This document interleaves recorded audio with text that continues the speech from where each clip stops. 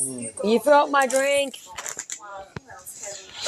Chad wanted to know if there was a white truck in his house. To tell the difference of your mantis, it's probably easier after the first molt because their abdomen will be bigger, easier to see. But even from a young age, you can. When he just texted me, there wasn't.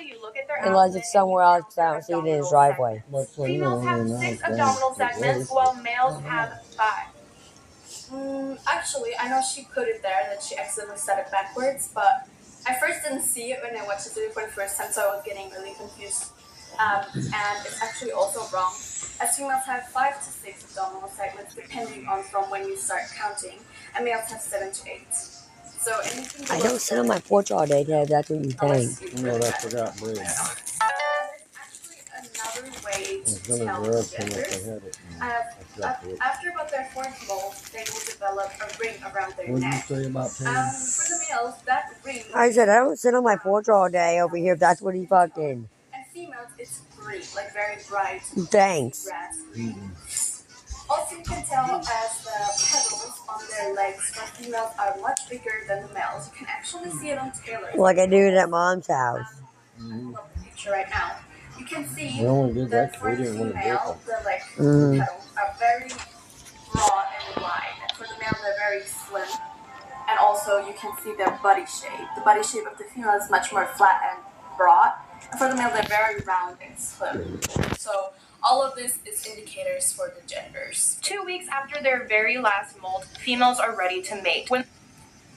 No, definitely no. That is absolutely not true. Females take about 6 weeks to mature after their last shed, depending on how warm you keep them, of course.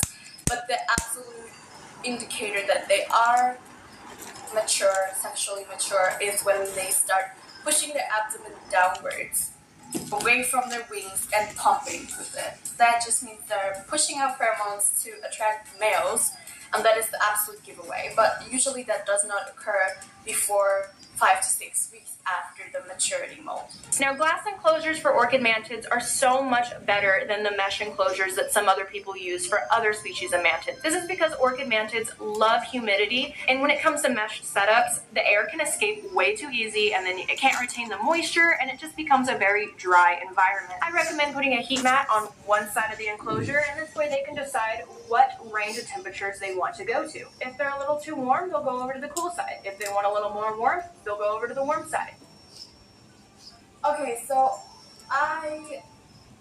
there's too much happening right now that I want to commentate on.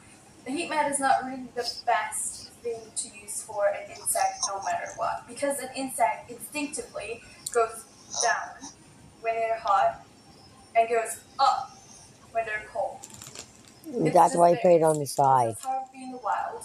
So for mantids, it's always the best to use a heat lamp. A mat is just not really doing the. It's not really. Just because it's called a heat mat, don't mean it's got to be underneath. Maybe not like the temperature. I'm not a big fan of heat mats. I just don't think they're very good for insects. Also, about the mesh enclosure, I do agree with her, but I will get back to that in a second when she shows her enclosure. Nymphs actually do better in the little lower side of the humidity, while adults do best around 80%. For nymphs, you can just spray down their cage as little as once a week. With the help of the heat mat and the closed-off lid, it really should keep the water in there just fine. Okay, so I do worry about the humidity part. That is okay.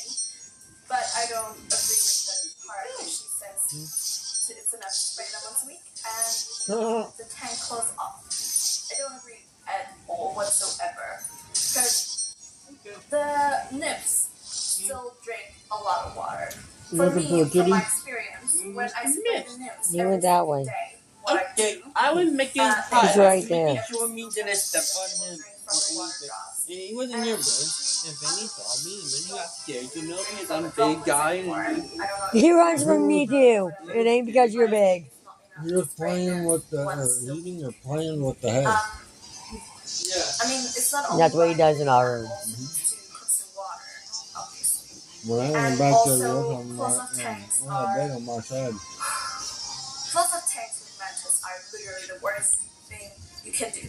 But, as I said, I will get back to that when she This shows was her. crackhead. For a basic glass enclosure, I After Miss, because he took off running. Can't get out, but they still perch upside down on the top. A lot of Okay, so as you can tell, she has a glass tank that's just full on glass like a fish tank. And then a lid where there's literally no circulation either because she put tinfoil on it. All praying mantis require like very, very high airflow, air circulation, like fresh air constantly coming in. And that you just won't have that. When the tank is completely closed off, the air will become stagnant. Completely stagnant, and that will kill your mantis. If you don't have any circulation of air, no, that does not work with praying mantis. Most recommended for orchid mantis, I would say, is having a proper tank, a glass tank, having a air hole thing at the bottom and one at the top. Large ones, not just like this big. I will show an example in a second. Because that way the air can go in and out, so it's constantly flowing through the tank and not just sitting in there, not moving whatsoever. Because that is very harmful for praying mantis. For praying mantis, airflow is the most important thing. Now, all mantids are cannibalistic, so do not put them together. The only time you should put two mantids together is when the female is ready to breed and the male is ready to breed. Not all mantids are cannibalistic. I do agree, but there is quite a few species of mantids you can house in groups that are very, like cannibalism in those species is very, very, very minimal as long as you keep enough food supplied to them at all times. Usually, nothing should happen. Species you can keep in group, for example, are Philocrania paradoxus, ghost mantis, Sibylla pretiosa, Honey or Lofi, the moss mantis. There's Gongulus, Gongulotus. There's only like 2 or 3, honey. I hate to tell you. There's a couple more. There's definitely species where group housing is no problem whatsoever, so long as you keep enough food supplied at all times. They will only go completely cannibalistic if there's no food and they're starving. So I definitely recommend glass enclosures or the little deli cup with the mesh lid on the top, but just make sure you know a good way to keep up with the humidity or your orchid mantis will not live long. Okay, so Taylor keeps talking about how important the humidity is, and I do agree, but the orchid mantis does a lot better with less humidity but better airflow than a lot of humidity and no airflow. That will kill it faster or more likely than a little less humidity and more airflow. For any praying mantis, airflow is the number one thing you have to think about. But as mentioned before, this is definitely not a hate video towards Taylor. I really like her, and I think she does an awesome job with her videos. But I just think, in situations like this, where I see her talk about a lot of things that I just don't think are true about a certain animal I have a lot of experience with, I want to correct her a little bit. Just so you guys don't have the wrong information about an animal you might want to get at some